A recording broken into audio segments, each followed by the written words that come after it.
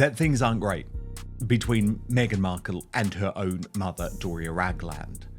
She has been completely miserable in the last couple of public appearances that the fake Duchess forced on her. Two, what does it say about the relationship between them now? Because I would argue it's probably not good. There's been so much that has happened between then and now. Knowles, where it became clear just how tense relations are between mother and daughter when Meghan unwittingly revealed to the world that her— Oh my God, let's start with this bombshell. Doria Ragland's shocking confession. Yes, Meghan Markle's own mother, spilling something that flips the whole story upside down. It's the kind of jaw-dropping revelation that makes you sit up, rewind, and rethink everything we thought we knew about Meghan's carefully polished royal fairy tale.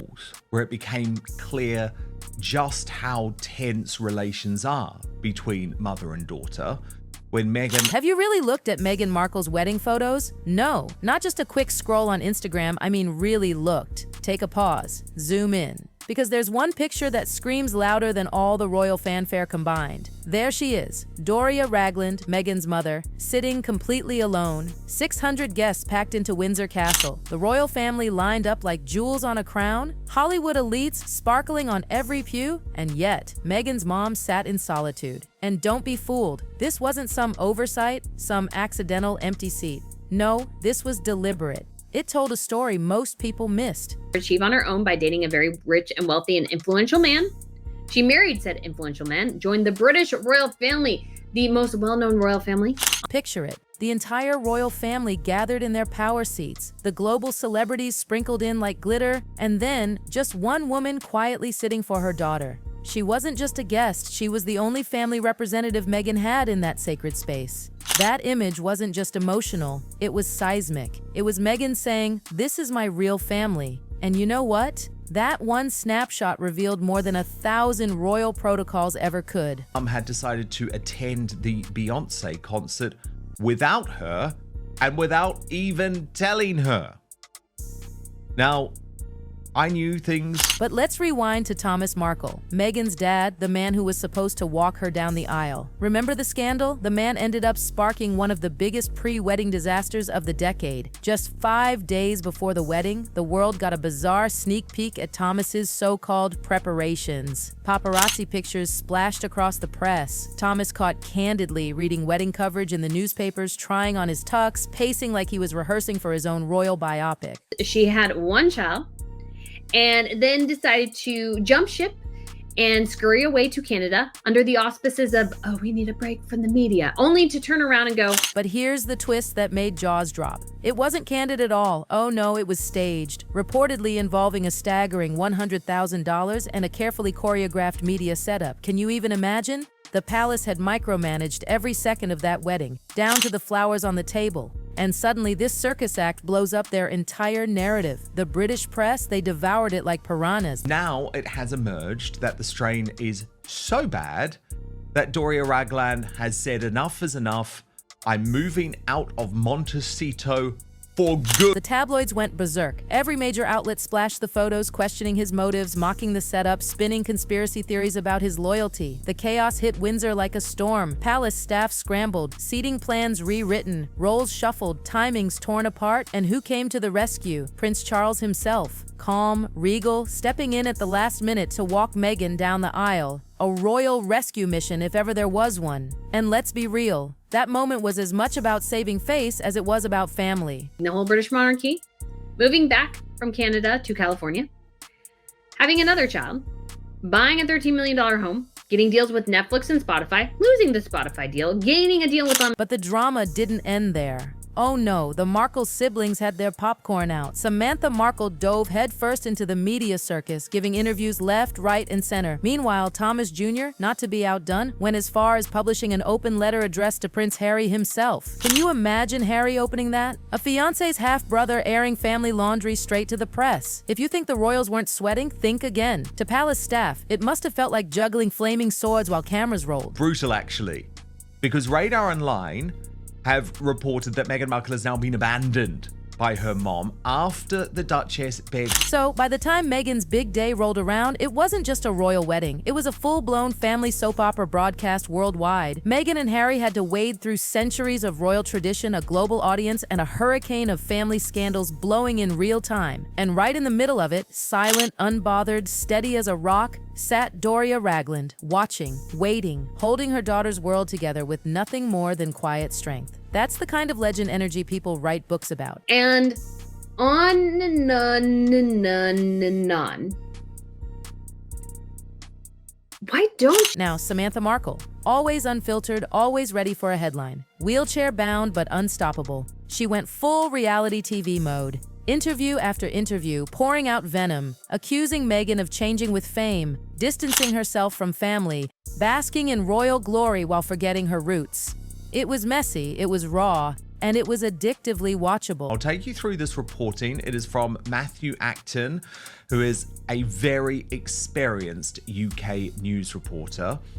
Then there's Thomas Jr., Meghan's other half-sibling, and he went all in. That open letter wasn't just a warning, it was a dagger aimed straight at Prince Harry's conscience. He basically questioned Harry's entire understanding of Meghan's family mess, warning him the wedding could implode under the weight of it all. Imagine Harry, already under insane pressure, reading that public stunt. Yikes doesn't even cover it. And these weren't harmless family squabbles. No, these public statements lit fires everywhere. The palace was forced to manage issues that normally would have been hushed behind heavy drapes and locked doors. But now, Meghan's family chaos was front-page news, dissected on Twitter threads, spun into think pieces, and blasted across global TV screens. And in the eye of the storm, Doria. Always Doria. Calm, composed, the emotional glue keeping it all from falling apart. She sat through it all, unflappable. Her ex was being dragged, Meghan's half-siblings were spilling drama like contestants on a reality show, and the press was sharpening its knives. Yet Doria didn't flinch, she didn't rant, she didn't grandstand, she simply embodied grace.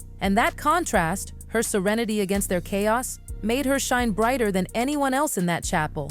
And here's where it gets really juicy, the emotional undercurrent of that wedding. Sure, the cameras caught Meghan glowing like a fairy tale bride, Harry with that nervous but charming grin, and the world swooning over the tiara and gown. But behind the polished smiles, tension, criticism, and family meltdowns. The press painted it as a royal dream, but if you scratched even a little beneath the surface, it was chaos wrapped in couture. By the time Meghan walked down that aisle, Doria wasn't just a mother, she was a symbol. Loyalty, resilience, quiet defiance. She sat there silently, but every second screamed louder than Samantha Markle's interviews. She represented the one real piece of family Meghan could count on in that moment. Steady, loving, and unwavering despite the circus around her. And that's why people couldn't stop talking about her. Now let's set the scene. St. George's Chapel, 600 guests, royals in their polished uniforms, celebrities in couture gowns, every detail sparkling with royal money. But the most powerful sight wasn't the diamonds or the trumpets. It was Doria Ragland, sitting completely alone, on Meghan's side. That solitude was loud. It screamed louder than the choir, louder than the bells. And while everyone else was dazzled by fashion and spectacle, those who looked closely saw Doria's real story. A mother carrying her daughter's entire world on her shoulders. And honestly, that's the quiet heroism we live for. But behind that poise, there was strain. Meghan and Harry leaned heavily on Doria in the years after, even inviting her into their Californian mansion in 2024 to help manage the whirlwind of their lives. Imagine a yoga teacher grandmother suddenly living in a palace-like mansion, helping her daughter, son-in-law, and royal grandchildren navigate fame, scrutiny, and Netflix cameras. And for a while, she did it, calm, supportive, holding it together. But let's be honest, even Doria has her limits. Because while she was guiding them, she was also dealing with Meghan's moods, Meghan's complaints, Meghan's endless dramas. Sources whispered that at one point, Meghan begged her mother not to leave, pleading, "Don't leave me," as she walked out the door with her suitcases. And yes, even Harry leaned on Doria, treating her like an emotional lifeline he couldn't function without. But everyone breaks eventually. Even saintly Doria. See, Meghan's choice to have her mother as her only family representative wasn't just emotional, it was strategic. It was Meghan drawing a line in the sand.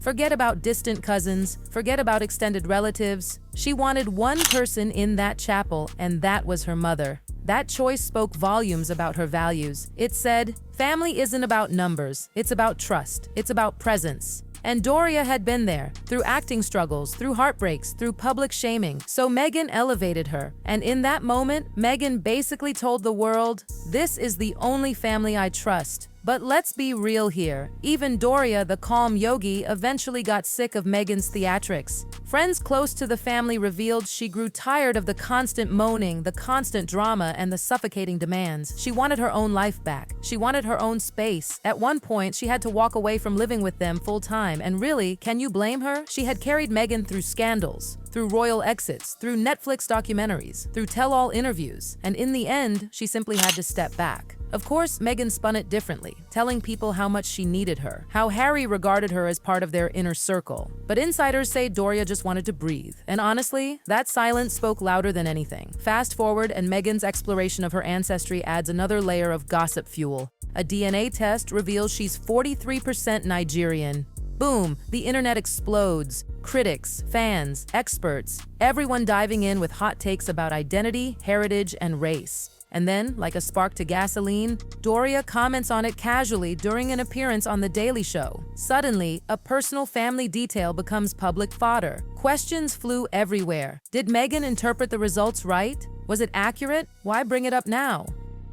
What should have been a private, intimate discovery spiraled into a headline-grabbing drama. And here's where it gets messy, because Meghan's family was already in the spotlight for all the wrong reasons. Her dad's staged paparazzi disaster, her half-siblings' constant interviews and open letters. And now, even DNA became another public debate. It was no longer about ancestry. It was about perception, identity, race, belonging. Meghan couldn't escape it, because every move she made, every word Doria said got magnified into global gossip. And through it all, yep, Doria again, calm, patient, but maybe, just maybe, starting to crack under the weight. And let's not forget the cultural clash that made this saga explode even more. Meghan's American family, loud, blunt, unfiltered. The British royals, reserved, quiet, rigid in centuries-old protocol. Put those two worlds together and sparks flew. Samantha doing interviews like she's auditioning for Bravo. Thomas Jr. writing letters like he's submitting op-eds to the palace. And Thomas Sr. staging photos for $100,000. Against the backdrop of stiff royal silence, it was chaos versus tradition. The palace wasn't just managing a wedding, they were managing a public circus. But here's the kicker. In 2018, you couldn't control the story anymore. Social media had ripped the script away from the royals. In the old days, the palace could release a polished press statement, the tabloids would play along, and the narrative stayed neat. But not in Meghan's case. Every time a Markle sibling opened their mouth, Twitter lit up, every staged photo went viral, every absence got dissected in comment sections worldwide. The palace wasn't just dealing with family drama, they were dealing with viral drama, and that, for an institution built on secrecy and control, was terrifying. And who cut through the madness? One woman, one seat, one calm presence in a sea of chaos. Doria Ragland. The royal family may have strutted in their uniforms, the celebrities may have sparkled in their gowns, but the moment people really remembered was Doria. That quiet strength, that subtle power. She didn't scream for attention, she didn't issue statements, she didn't need to. Her very presence was a mic drop. And here's the image that refuses to fade. Doria Ragland, sitting alone at St. George's Chapel. At first glance, people saw loneliness, but look deeper. It was power. It was loyalty. It was dignity that didn't need a spotlight. Meghan's wedding may have been framed as a royal fairy tale, but the truth was far from perfect. Behind the tiaras and trumpets were messy family dynamics, DNA debates, cultural clashes, and media storms no royal press office could control. And through all of it, one thing never changed. Doria, the woman who raised Meghan, the woman who walked through scandals with her, the woman who stayed calm when everyone else was throwing gasoline on the fire. In the end, Doria didn't just attend her daughter's wedding, she anchored it. She carried the weight of Meghan's fractured family on her shoulders, and in doing so, she sent a message louder than any speech ever could. Real love doesn't need a crowd. Real family doesn't need a throne. And trust me, if this was just the opening chapter, the next round of drama, it's going to be even messier.